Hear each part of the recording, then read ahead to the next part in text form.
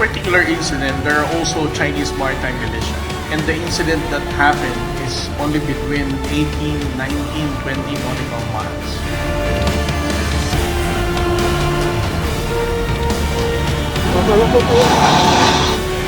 The recent resupply mission by the Philippines, which took place from December 3rd to 14th, 2024, vividly captures the simmering tensions in the South China Sea, delivering essential supplies and holiday care packages to soldiers stationed aboard the BRP Sierra Madre at 2nd Thomas Shoal. The mission drew an immediate response from China. The Chinese Coast Guard denounced the operation, calling the Sierra Madre an illegally grounded vessel and claiming, rather provocatively, that the delivery was made with China's permission. The Philippine embassy remained silent, a move that spoke volumes about the fragile nature of diplomacy in these waters. Just days earlier, on December 4th, Chinese vessels fired water cannons and rammed a Filipino boat bringing supplies to fishermen near Scarborough Shoal. These events highlight that what may seem like routine logistical missions are, in reality, high-stakes flashpoints in an ongoing power struggle. At the core of these resupply missions lies a tangle of sovereignty, international law, and strategic interests. For the Philippines, each mission is a determined assertion of its rights within its exclusive economic zone, EEZ. For China, these missions are direct challenges to its sweeping claims over nearly the entire South China Sea, a claim rejected by a 2016 International Tribunal ruling.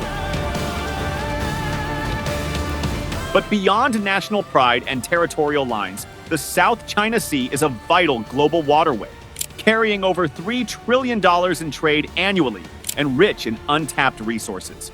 This strategic importance fuels the controversy, transforming simple acts of resupply into bold declarations of presence. The result?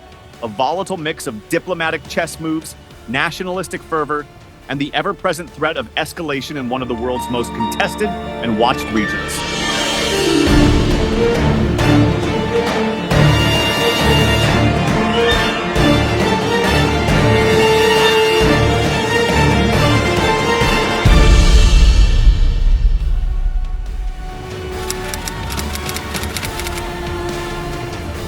The South China Sea dispute is a multifaceted conflict involving overlapping territorial claims from several nations, including China, the Philippines, Vietnam, Malaysia, Brunei, Taiwan, and Indonesia. This region holds significant geopolitical importance due to its strategic location, abundant natural resources, and vital shipping routes.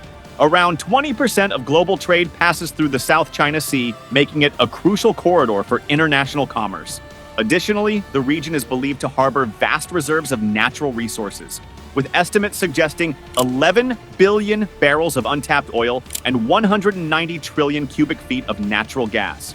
China is the most assertive claimant, citing its controversial new 10-dash line to justify its claim over nearly the entire South China Sea. The Philippines disputes China's claims, particularly around the Spratly Islands and the 2nd Thomas Shoal. Vietnam maintains sovereignty over the Paracel and Spratly Islands, leading to occasional confrontations with China. Malaysia holds claims over parts of the Spratly Islands and has pursued joint development projects. Brunei's claims cover a smaller area in the southern part of the sea, while Taiwan mirrors China's expansive claims, further complicating the situation. Recent developments have escalated tensions in the region. China's militarization of the South China Sea, particularly through land reclamation and the construction of military installations in the Paracel and Spratly Islands, has been documented by satellite imagery. In response, the Philippines enacted the Philippine Maritime Zones (PMZ) Act and the Philippine Archipelagic Sea Lanes (PASL) Act, reinforcing its claims over disputed waters.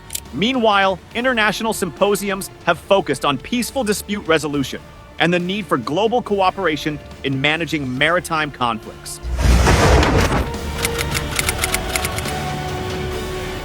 Resupply missions are critical operations involving the transportation of essential supplies such as food, water, ammunition, and equipment to military personnel or civilians stationed in remote or contested areas. Their primary objective is to ensure the sustainability and operational readiness of these individuals by maintaining consistent logistical support. Without these missions, personnel in isolated locations would face significant challenges in maintaining their effectiveness, morale, and ability to operate efficiently. In geopolitically contested regions, such as the South China Sea, resupply missions are more than just logistical efforts. They are strategic actions that help assert sovereignty and maintain a continuous presence. By regularly delivering supplies to outposts or installations, nations can visibly reinforce their commitment to territorial claims and deter potential adversaries from making incursions. These missions serve as a demonstration of resolve, showing a nation's willingness to uphold its claims through consistent presence and support. Recent developments highlight the importance of these missions, particularly for the Philippines. Despite ongoing tensions with China, the Philippines has maintained its resupply operations. On December 10, 2024, President Ferdinand Marcos Jr. reaffirmed the country's commitment to supporting Filipino fishermen in contested waters. We have not instigated any kind of conflict. We have not instigated any kind of confrontation.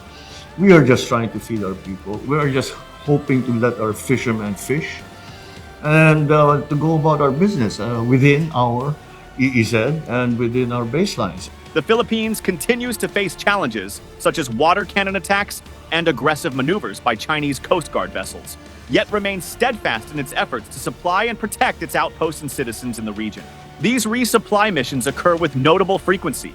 For instance, from December 3rd to 14th, 2024, the Philippines conducted a significant operation delivering provisions to military personnel stationed at the 2nd Thomas Shoal.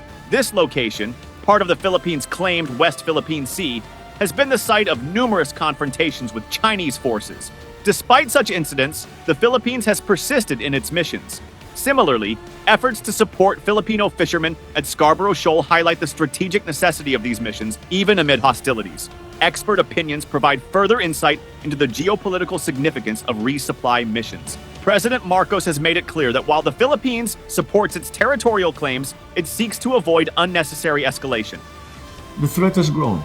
And since the threat has grown, we must do more to defend our territory. Conversely, Chinese Foreign Ministry spokesperson Mao Ning has accused the Philippines of provocation, reflecting the underlying tensions between the two nations. The South China Sea dispute is rooted in overlapping historical claims by several nations, each asserting their sovereignty based on historical usage, proximity, and international law. China claims almost the entire South China Sea, justifying its stance with historical maps that feature the new 10-dash line claims as a boundary for its territory. The Philippines contest China's claims by asserting rights to parts of the Spratly Islands and Scarborough Shoal, grounded in historical usage and geographic proximity. Similarly, Vietnam has long-standing claims over the Paracel and Spratly Islands, supported by historical records of Vietnamese presence and administration. The territorial dispute has evolved significantly over time. Before the 20th century, the region saw sporadic claims and informal usage of the islands and waters by various countries. After World War II, interest in the region grew due to its strategic importance and the potential for abundant natural resources. By the 1970s, countries began actively occupying and fortifying islands in the South China Sea, setting the stage for increased tensions and confrontations that persist to this day. The South China Sea dispute has witnessed several key incidents that have escalated tensions. One notable confrontation is the 2012 Scarborough Shoal standoff between the Philippines and China. This incident began with both nations' vessels confronting each other over fishing rights, ultimately resulting in the Philippines withdrawing under Chinese pressure, effectively allowing China to assert control over the shoal. Another significant event is the 1974 Paracel Islands conflict, where China engaged in a naval battle with Vietnam, ultimately seizing control of the Paracel Islands. More recently, the 2nd Thomas Shoal incident in 2024 highlighted the ongoing struggle for control. During this event, Philippine supply boats faced water cannon attacks from Chinese Coast Guard vessels while attempting to resupply personnel stationed on a grounded warship. This confrontation signified China's increasing assertiveness and the Philippines' determination to maintain its presence in the contested area. These incidents have far-reaching implications for regional stability. China's increased militarization, manifested in the construction of military bases and airstrips on reclaimed islands, has raised concerns among neighboring countries and global powers. The United States and its allies have responded with freedom of navigation operations, FONOPs, to challenge China's expansive claims and assert international maritime rights. The dispute also impacts vital shipping lanes, affecting global trade and access to natural resources. The United Nations Convention on the Law of the Sea, UNCLOS, adopted in 1982, serves as a comprehensive legal framework for the governance of the world's oceans and their resources. It establishes clear guidelines for maritime zones, navigation rights, and the sustainable exploitation of marine resources. In recent years, there has been a push to develop a legally binding instrument under UNCLOS, aimed at the conservation and sustainable use of marine biological diversity in areas beyond national jurisdiction. These efforts reflect the ongoing need to adapt international ocean governance to contemporary environmental and geopolitical challenges. UNCLOS has also been the foundation for significant legal arbitration, particularly in the South China Sea dispute.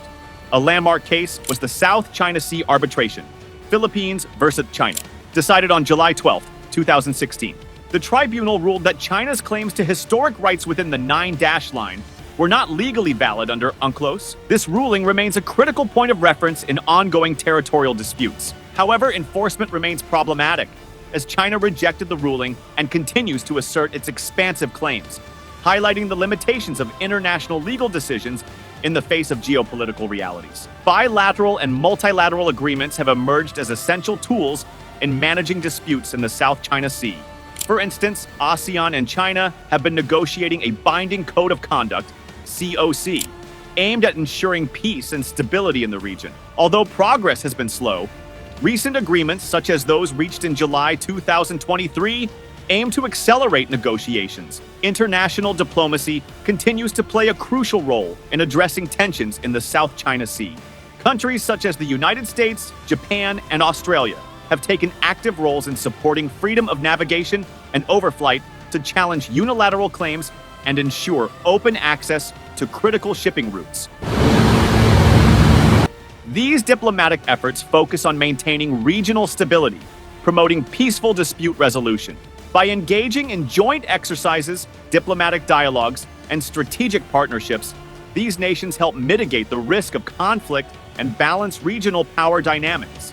Some believe that UNCLOS provides a solid legal foundation, but lacks robust enforcement mechanisms, limiting its ability to influence powerful nations that refuse to comply.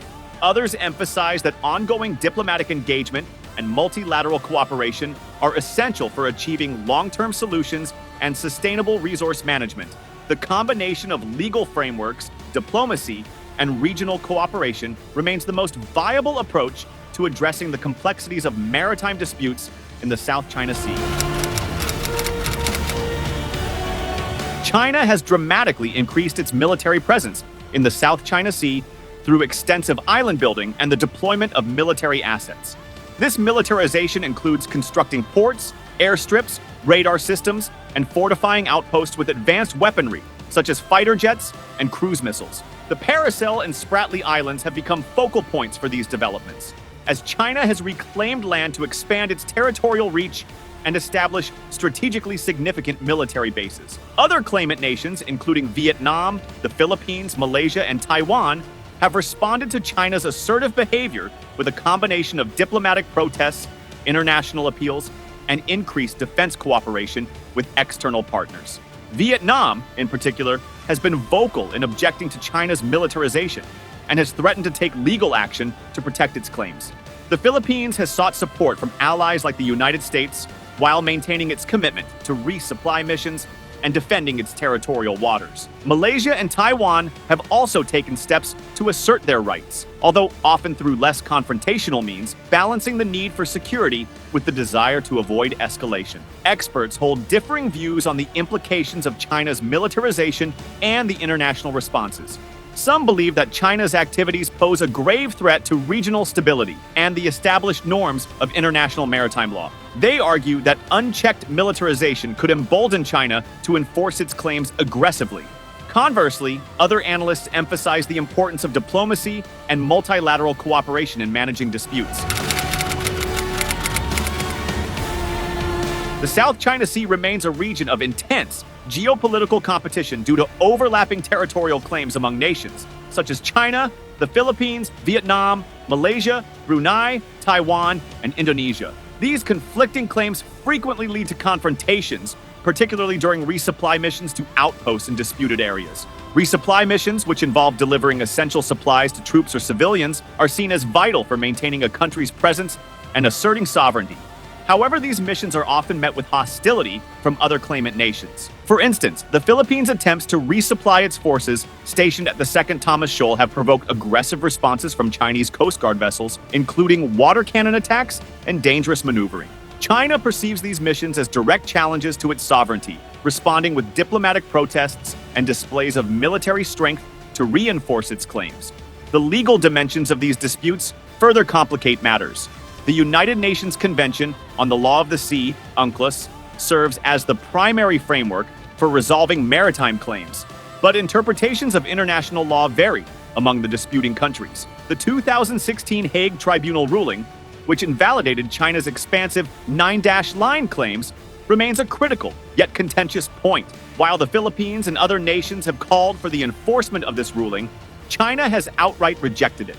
The absence of a binding enforcement mechanism exacerbates these issues, as China continues to fortify islands and obstruct resupply missions in defiance of international law.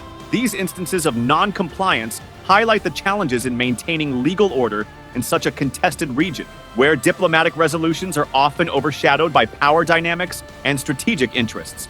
Media coverage significantly influences public understanding of these disputes, often framing events in ways that serve national narratives. Western media frequently emphasize the broader US-China rivalry, casting the situation as a binary struggle for dominance. Public sentiment in the countries involved is shaped by these media narratives and fueled by nationalistic fervor. In China, national pride and government propaganda strengthen support for aggressive measures to defend territorial claims. In the Philippines, there is widespread public endorsement of resupply missions as necessary acts of sovereignty and defense, particularly given the economic reliance on fishing in contested waters. This dynamic makes it difficult for governments to de-escalate tensions without appearing weak to their domestic audiences. Scarborough Shoal, or Bajo de Masinloc, has been a long-standing point of contention between the Philippines and China, with both countries asserting sovereignty over the area.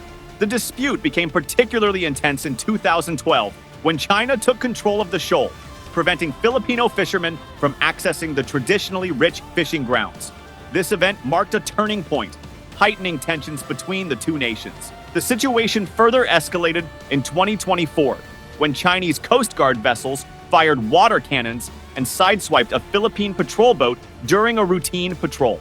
This aggressive action led to a strong diplomatic backlash, with the Philippines condemning China's actions, while the United States expressed its support for the Philippines, reaffirming its commitment to uphold international law and the freedom of navigation in the region. The continued standoff over Scarborough Shoal has strained relations between the two countries, despite their economic ties, as the Philippines continues to assert its rights under international law, while China maintains its territorial claims. Similarly, Second Thomas Shoal, also known as Ayungin Shoal, has witnessed numerous confrontations between the Philippines and China.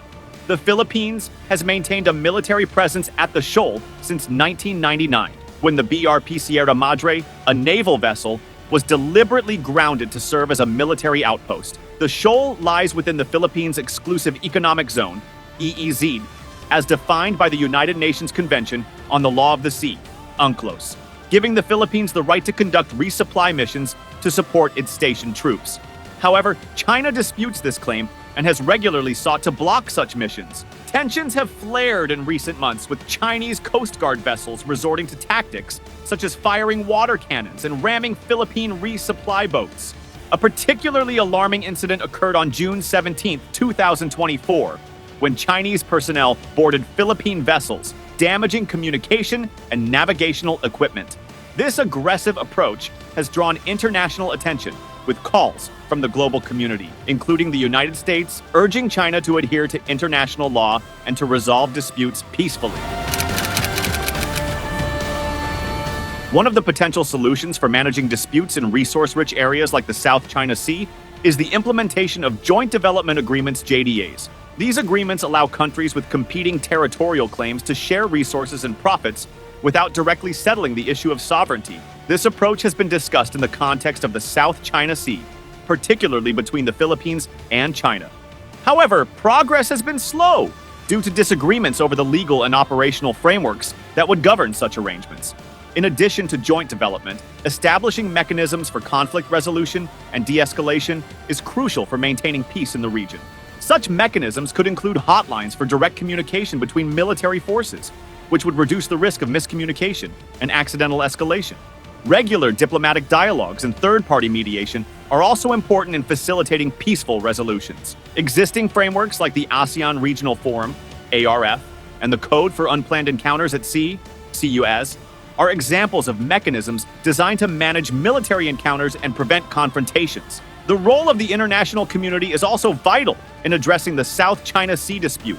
Major powers such as the United States, Japan, and Australia have been actively involved by conducting freedom of navigation operations to challenge excessive territorial claims and to uphold international maritime law.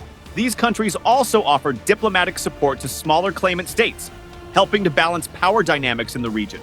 International organizations such as the United Nations and the International Maritime Organization, IMO, contribute by promoting adherence to international law and facilitating dialogue among the parties.